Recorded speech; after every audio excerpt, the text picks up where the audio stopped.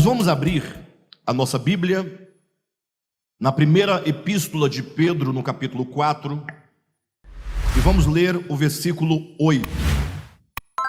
Vamos começar por este texto, mas logo nós vamos discorrer a carta de Paulo a Filemon, uma carta pequena, só tem um capítulo, e com essa mensagem nós estamos ainda nos encaminhando dentro de uma série de mensagens intitulada Mensagens sobre o Amor. E hoje nós vamos nos aprofundar um pouco mais, falando de modo específico acerca da expressão prática do amor. Por isso eu quero pedir a sua atenção, você possa ouvir essa mensagem e recebê-la com bastante atenção, bastante cuidado, porque certamente Deus vai nos falar profundamente um pouco mais nessa noite. Vamos ler então aqui, primeira epístola de Pedro, no capítulo 4, versículo 8, que diz assim: acima de tudo, porém, tende amor intenso, uns para com os outros, porque o amor cobre multidões de pecados. Amém? Que versículo lindo, né? Simples, maravilhoso, mas que nos traz uma verdade muito profunda. O apóstolo Paulo diz que acima de tudo, e quando ele usa a expressão acima de tudo, ele quer dizer que, embora ele tenha dito tantas outras coisas que são importantes, ele diz que há uma outra coisa mais importante que está acima de todas as outras coisas, que é o amor. Ele diz: acima de tudo, portanto, tende amor intenso de uns para com os outros.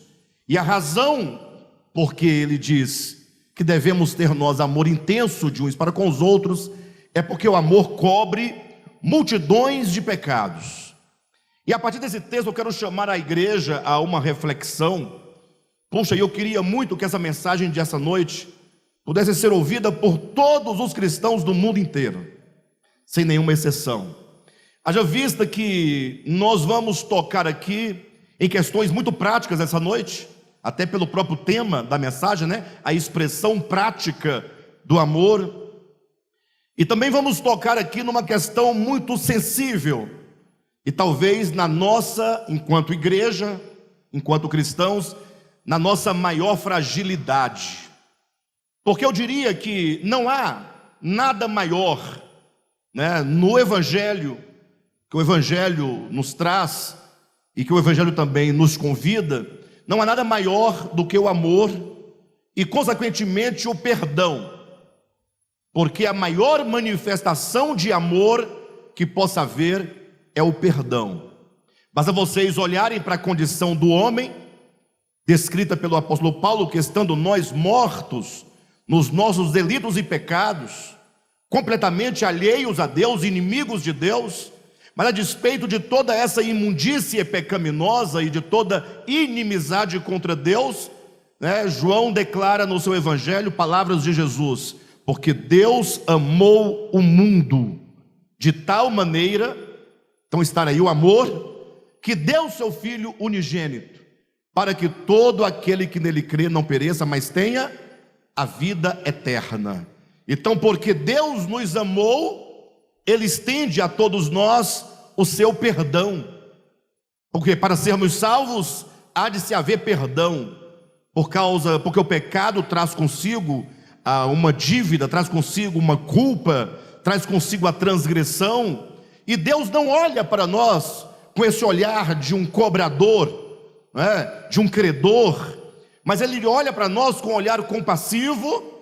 E como Paulo claramente também nos diz, que Deus estava em Cristo, não imputando aos homens as suas transgressões, mas estava em Cristo reconciliando consigo mesmo o mundo. Então, quando nós falamos da igreja do Senhor em toda a terra, igreja esta da qual nós participamos, nós estamos falando que minimamente se espera da igreja o quê? A manifestação do amor. Afinal, lembrando também as palavras de Jesus, Ele disse para os seus discípulos: quando vocês se amarem mutuamente uns aos outros, Então o mundo saberá que vocês são os meus discípulos,